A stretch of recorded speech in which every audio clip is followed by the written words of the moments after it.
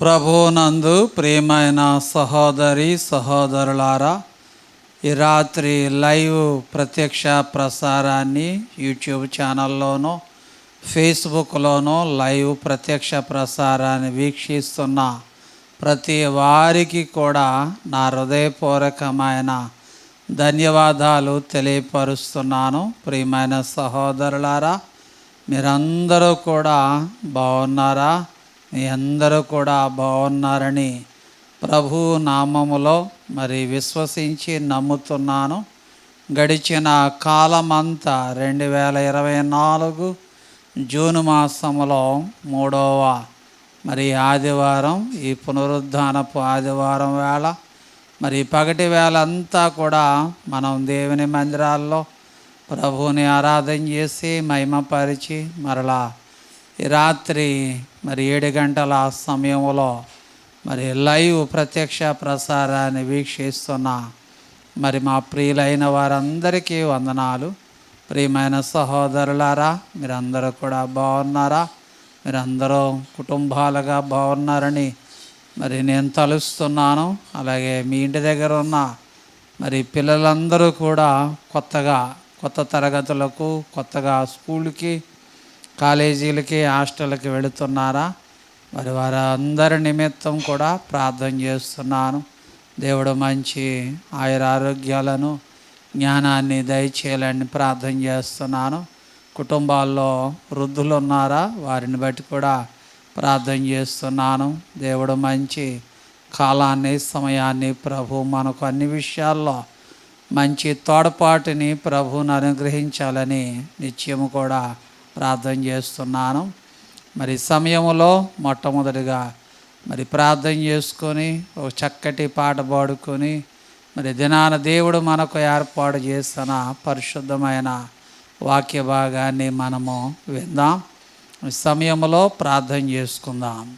అందరూ కళ్ళు మూసుకొని తలలు వంచుకొని, అవకాశం ఉన్నవారు మోకరించుకొని కళ్ళు మూసుకొని ప్రార్థన చేసుకుందాం. ప్రేమ కలిగిన దేవ, దయగల నాయన, గొప్ప దేవుడా, కృపగలిగిన దేవ, పరిశుద్ధుడు అయిన దేవానికి వందనాలు, స్తోత్రాలు. నమ్మదగిన దేవానికి వందనాలు. గడిచిన కాలమంతా సజీవమైన రెక్కల చోటుని ఎంతగానో మమ్మల్ని మీరు కాపాడి 2024 జూన్ మాసంలో 3వ ఆదివారం, ఈ పునరుద్ధానపు ఆదివారం వేళ మరలా ఈ రాత్రి 7 గంటల సమయంలో యూట్యూబ్ ఛానల్లోనూ ఫేస్బుక్లో కూడా ఈ లైవ్ ప్రత్యక్ష ప్రసారాన్ని వీక్షించడానికి మీరు ఇచ్చిన కృపను బట్టి నీకు వందనాలు. ఈ దినం నాయన ప్రార్థనలో మీరుండండి, ప్రార్థనలో మీరుండండి, వాక్యాన్ని ధ్యానిస్తూ ఉండగా వాక్య భాగంలో ఉండండి. మరి ఎంతమంది అయితే లైవ్ తర్వాత ప్రత్యక్ష ప్రసారాన్ని ఎవరైతే వీక్షిస్తున్నారో వారందరినీ పేరు పేరున దీవించండి, కుటుంబాలుగా దీవించండి. బలహీనముగా ఉన్న బిడ్డలకు కూడా ఆరోగ్యం దయచేయండి. గొప్ప కార్యాలు మీరు జరిగించి నడిపించి సహాయం చేయండి. మహిమ ఘనత మీరే పొందుకోమని యేసు నామములో ప్రార్థించి వేడుకుంటున్నాను తండ్రి. Amen, amen. అందరికీ వందనాలు, అందరికీ వందనాలు.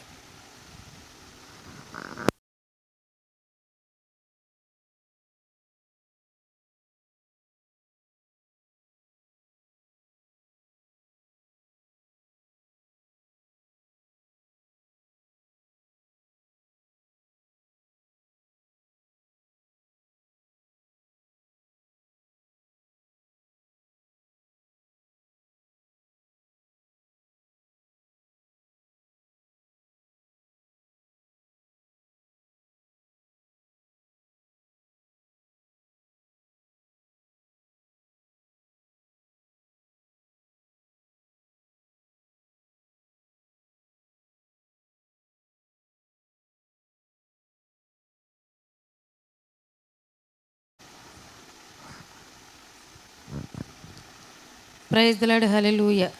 పాట పాడుకుంటూ దేవుని నామాన్ని మహిమపరచుదాం.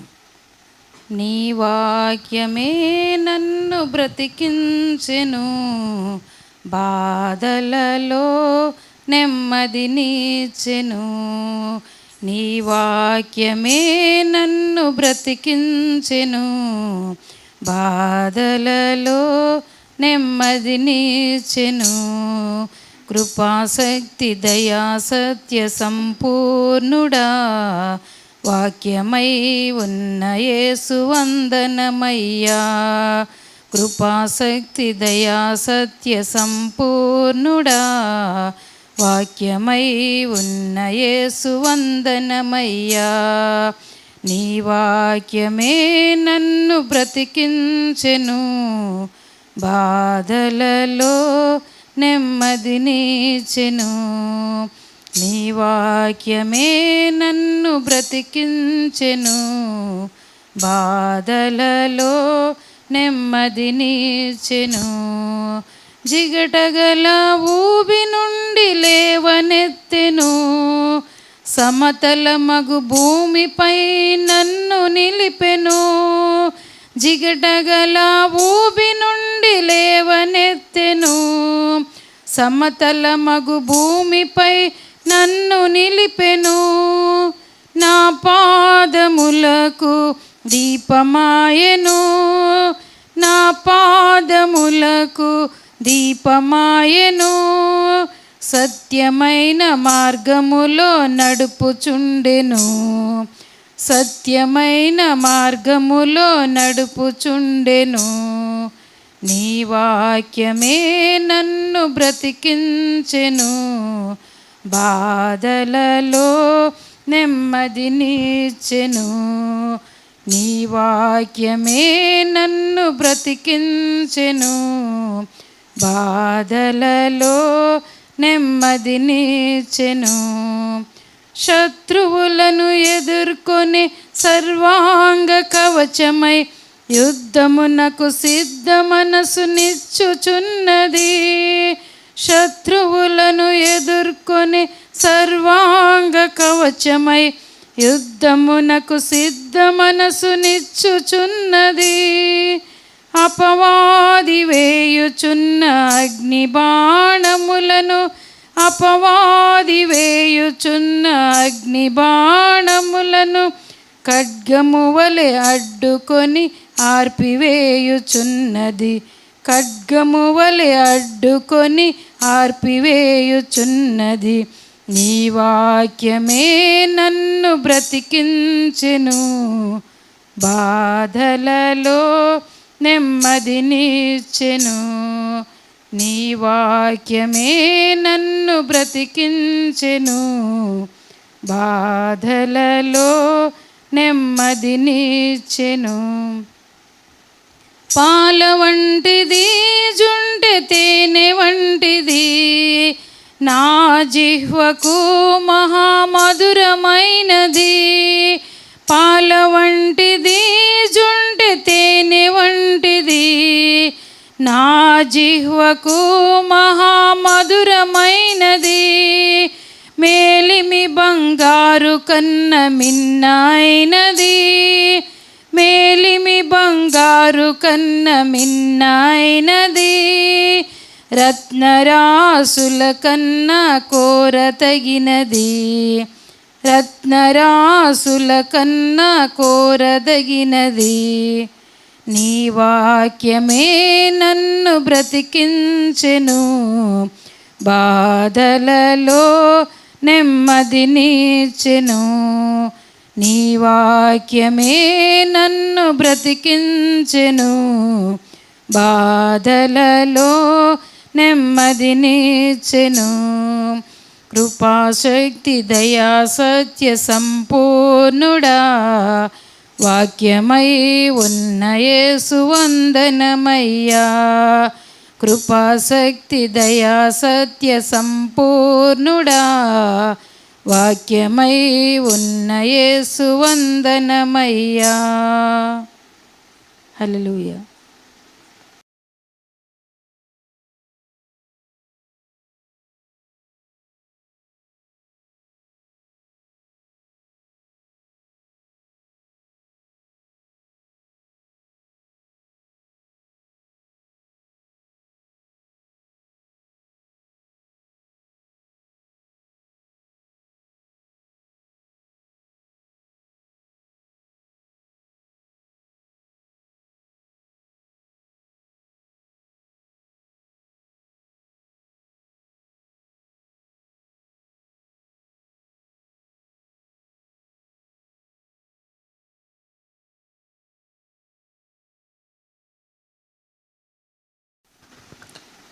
ఆశ్చర్యకరమైన దేవుని ప్రశస్త నామములో గడిచిన కాలమంతా సజీవమైన రెక్కల చోటున మనల్ని ఎంతగానో కాపాడి 2024వ సంవత్సర కాలములో మరి జూన్ నెల 3వ ఆదివారం, ఈ పునరుద్ధానపు ఆదివారం వేళ, ఈ పగటి వేళ అంతా మరి మనం అందరం దేవుని మందిరాల్లో చేరి ఈ రాత్రి వేళ యూట్యూబ్ ఛానల్లోనూ ఫేస్బుక్లో ఈ లైవ్ ప్రత్యక్ష ప్రసారాన్ని వీక్షిస్తున్న మా ప్రియులందరికీ కూడా పేరు పేరున నా ప్రత్యేకమైన వందనాలు తెలియపరుస్తున్నాను. ఇంతవరకు మరి ప్రార్థన చేసుకొని చక్కటి పాట ద్వారా ప్రభువుని మనం మహిమపరిచి మరలా ఈ రాత్రి వేళ దేవుడు మనకు ఏర్పాటు చేస్తున్న దేవుని వాక్యాన్ని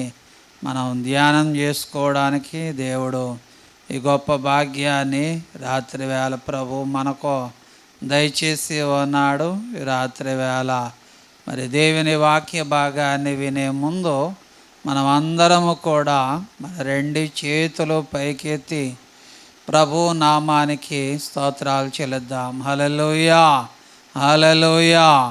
బైబిల్లో ఉన్నవారు అందరూ కూడా అపోస్తలుడైన పౌలు గారు రోమీయులకు రాసిన పత్రిక 8వ అధ్యాయం 31వ వచనము దగ్గర నుంచి 36వ వచనం వరకు ఉన్న 35వ వచనం వరకు ఉన్న వాక్య భాగాన్ని రాత్రి వేళ మనం చదువుకొని దేవుని వాక్యాన్ని ధ్యానించుకుందాం. మరి వాక్యాన్ని చదువుతున్నాను. పరిశుద్ధ గ్రంథాలు తెరిచి రోమీయులకు రాసిన పత్రిక 8వ అధ్యాయం 31 నుంచి 35వ వచనం వరకు వాక్యాన్ని చదువుతున్నాను. ఇట్లుండగా ఏమందమో దేవుడు మన పక్షమునుండగా మనకు విరోధి ఎవడు? తన సొంత కుమారుని అనుగ్రహించుటకు వెనుతీయక మనందరి కొరకు ఆయనను అప్పగించిన వాడు ఆయనతో పాటు సమస్తమును మనకెందుకు అనుగ్రహింపడు? దేవుని చేత ఏర్పరచబడిన వారి మీద నేరం మోపువాడెవడు? నీతిమంతులుగా మరి తీర్పు తీర్చువాడు దేవుడే. శిక్ష విధించేవాడెవడు? చనిపోయిన క్రీస్తు యేసే. అంతేకాదు మృతుల్లో నుండి లేచిన వాడును దేవుని కుడిపార్శ్వమున ఉన్నవాడును మన కొరకు విజ్ఞాపనమును కూడా చేయువాడు ఆయనే. క్రీస్తు ప్రేమలో నుండి మనలను ఎడబాపు వాడెవడు? శ్రమైనను బాధైనను హింసైనను కొరవైనను వస్త్రహీనత అయినను ఉపద్రవమైనను ఖడ్గమైనను మనలను ఎడబాపునా అనే అపోస్తలుడైన పౌలు గారు రోమీయులకు రాసిన పత్రిక 8వ అధ్యాయం 31 నుంచి 35వ వచనం వరకు ఉన్న దేవుని వాక్యాన్ని చదువుకున్నాం. రాత్రి వేళ అపోస్తలుడైన పౌలు ఎంతో గొప్ప పరిచర్య చేశాడు. మరి దేవుని వాక్యాన్ని విస్తారంగా మరి దేవుని ప్రజలకు ఆయన వివరించి వాక్యాన్ని బోధించాడు. కేవలము దేవుని సువార్త ప్రకటన చేస్తున్నాడు అనే కారణంతో ఆయనను హింసించారు, కొట్టారు, నెట్టివేయబడ్డాడు.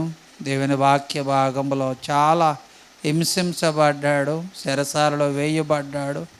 ఎన్ని ఉపద్రవాలు ఎన్ని వచ్చినా సువార్త మానకుండా ఈ పత్రికలు రాసేటప్పుడు ఆయన చెరసాలలో ఉన్నప్పటికీ తనకు అప్పగింపబడిన పరిచర్య సంఘాలను ఉజ్జీవపరచడానికి పత్రికల ద్వారా మరి పౌలు గారు చక్కటి వర్తమాన వాక్య భాగాలను మరి పత్రికలను ఆయా సంఘాలకు రాసినట్టుగా బైబిల్లో చూస్తున్నాం. ఈ రాత్రి వేళ రోమీయులకు రాసిన పత్రిక 8వ అధ్యాయం మరి 31 నుంచి 35 వరకు వాక్యాన్ని చదివినట్లయితే మరి ఇక్కడ 4 సంఘానికి విశ్వాసులకు ఒక 4 వాగ్దానకరమైన మాటలు లేకపోతే 4 ప్రశ్నలను ఆయన వేస్తూ ఉన్నాడు. రాత్రి వేళ 4 ప్రశ్నలకు చక్కటి జవాబుని ఆ వచనాల్లోనే మనకు కనబడుతూ ఉంది. కనుక రాత్రి వేళ 4 మాటలను దేవుని వాక్యాన్ని మనం విందాం. మరి మొట్టమొదటిగా 31వ వచనములో ఇట్లుండగా ఏమందము, దేవుడు మన పక్షమునుండగా మనకు విరోధి ఎవడని బైబిల్లో చెప్తున్నాడు. నిజమే, దేవుని బిడ్డలమైన మనం అందరము కూడా మనం ఆలోచన చేయాలి. మనందరికీ తెలిసిన పాట ఒకటి ఉంటుంది, యుద్ధము యెహోవాదే.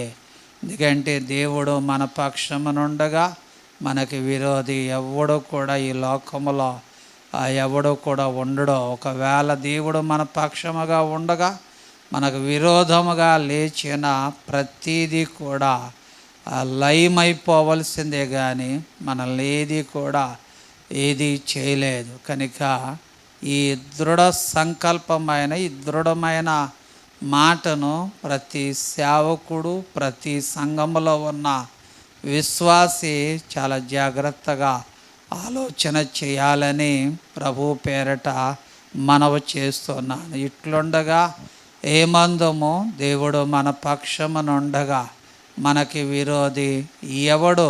నిజమే, దేవుడు మన పక్షముగా ఉంటే మనకి విరోధి ఎవడు కూడా ఉండలేడు, మనల్ని ఏమీ చేయలేడు.